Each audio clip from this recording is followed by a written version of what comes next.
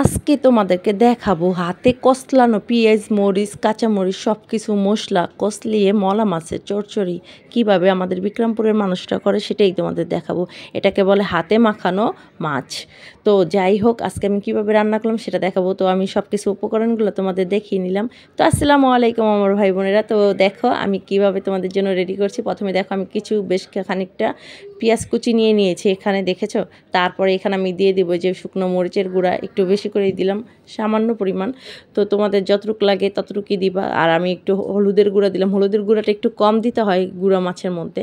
তারপর একটু ধনিয়ার গুঁড়া দিয়ে নিলাম, এই ধনিয়া ফাঁকিটা দিলে ভালো লাগে। সামান্য আদা রসুনের পেস্ট দিলাম। তো এখন আমি লবণ দিচ্ছি, এই যে দেখো গাইস, সুন্দর করে দিয়ে নিলাম সম্পূর্ণ মশলাগুলো। এখন দেখো আমি হাত দিয়ে এগুলো ভালো করে কষলিয়ে নিব। এটারই বলে হাতে মাখানো মাছের তরকারি, ছোটো মাছের চচ্চড়ি। আসলে হাত দিয়ে মাখলে মনে টেস্ট বেশি হয় জানি না আমি, কিন্তু গ্রামে এইভাবে রান্না করে এইভাবে আসলে অনেক অসাধারণ, অনেক খেতে অনেক মজা হয়।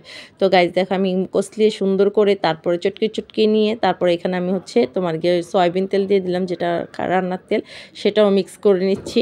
তারপরে এই যে দেখো সুন্দর করে মিক্স করে নেওয়ার পরে এই যে দেখো মলা ঢালাগুলো দিয়ে দিচ্ছি। সুন্দর করে মলা মাছগুলো কেটে নিয়েছিলাম এগুলো কাটতে একটু টাইমই লাগে, আস্তে ধীরে করে তারপরে করে নিবা। তো এরকম করে যদি মাছগুলো পরিষ্কার করে নাও, বাজারে যেহেতু এই মাছ কাটে না, বাসায় কাটতে হয়, আর এই মাছগুলো সুন্দর করে পরিষ্কার করে নিবা। আর কিছু আমি কাঁচামরিচ দিয়ে দিলাম এখানে, আস্ত ফালি করা। তো সেটা দিয়েও আমি মশলিয়ে নিচ্ছি। এটা কিন্তু আমি আলতোভাবে করছি, একদম কষলাই তাহলে মাছ ভর্তা হয়ে যাবে গাইস, বুঝছো। তারপরে এই যে তোমাদেরকে দেখিয়ে নিলাম, দেখছো সুন্দর করে কিভাবে কি করলাম। তারপর আমি এখানে একটু পানি দিব সামান্য পরিমাণে। এই যে দেখো একটুখানি পানি দিলাম, পানি দিয়ে আর সুন্দর করে আমি একটু হাতে মাখা করে দিলাম। যে এখানে গুঁড়া মাছের তরকারিতে কিন্তু আমি বলে রাখি খুব কমই পানি লাগে, ঠিক আছে। এই মাছের রেসিপিটা যারা খাওয়াইবা সে আসলে অসাধারণ ছাড়া আর কিছুই বলবে না। তারপর আমার মনে হলো না, টমেটোগুলো আগে দিয়ে দিই। এখন উপরটা দিচ্ছিলাম আমি টমেটোগুলো, দেখি কি মাছ সব ঢেকে যাবে।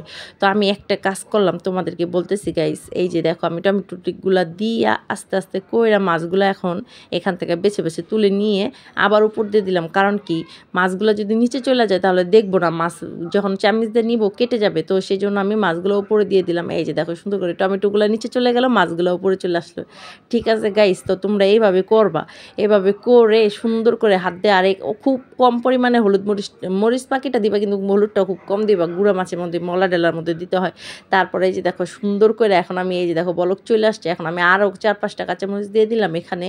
কারণ কি, একটুখানি স্পাইসি না হলে তো মজা লাগবে না। তো দেখো আমি কিছু বেশ খানিকটা ধনেপাতা দিলাম, যেহেতু আমার অনেক ফেভারিট ধনেপাতা দেওয়া, দেখা যায় মাছটা ঢেকে গেছে গা, বোঝা যায় না। এই যে দেখো শুকানোর পরে এরকম হয়েছে। আসলে ক্যামেরার জন্য হয়তো এরকম কালার আসছে না, কিন্তু অসাধারণ খেতে আর দেখতে অনেক লোভনীয় হয়েছে। তো গাইজ ভালো লাগলে লাইক কমেন্ট শেয়ার করবা। আল্লাহ।